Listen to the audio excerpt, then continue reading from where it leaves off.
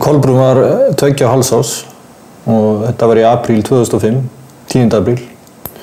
Við vorum vakna á sunnudagsmorgni og liggjum öll saman upp í rúmi og mér er svona litið á kviðinn á henni og finnst eitthvað standa út úr kviðnum. Við hringdum á læknavaktina og... Hann sagði okkur bara að fara beint upp á sjúkrahúsið upp á barnadeild sem við gerðum. Og það bara hófust blóðprufur og hún lá þar allan daginn. Og svo komu læknarnir hennar á mánudagsmorgninum og það var búið að rækta blóðprufurnar og það kom í ljós að hún væri með sem heitir taugakímsæxli. Þeir náðu að taka það og það var 0,5 kíló á þyngd og stærð við handbolta. Þeir voru mjög bjartsýnir, töldu sig hafa fjarlægt allt. En síðan kom í ljós að krabbinn hafi dreift sér í bein og beinmerg. Á þessum tíma var ég komið 3 mánuði á leið á mínu okkar öðru barni. Þannig að það var mjög skrítin tilfinning að vera ólétta nýjum unga og vera með eitt fárveikt.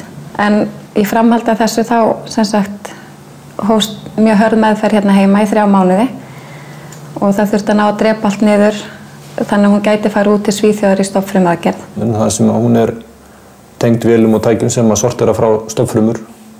Þær eru síðan ræktaðar til þess þá seinna meira að sprauta þeim á réttum tímapunkti aftur í líkamann.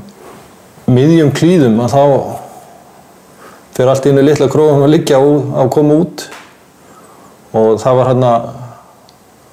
hlaupið á milli hæða.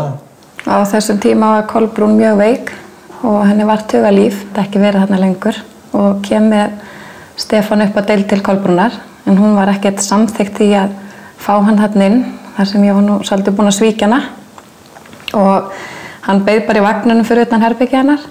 Svo spyr ég alltaf hvort maður kom með hann inn og svo fékk ég að koma með hann inn og hún var ekki búin að tala við okkur á 3. viku bara af kvölum þar sem hún var svo veik og var mikið á morfíni.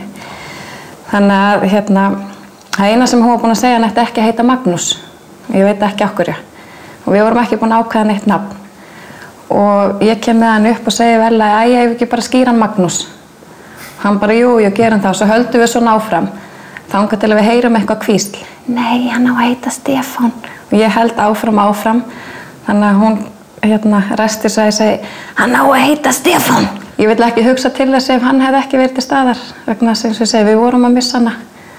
Og hann var svona við snúningurinn eiginlega á bata, hún fór að taka við sér aftur.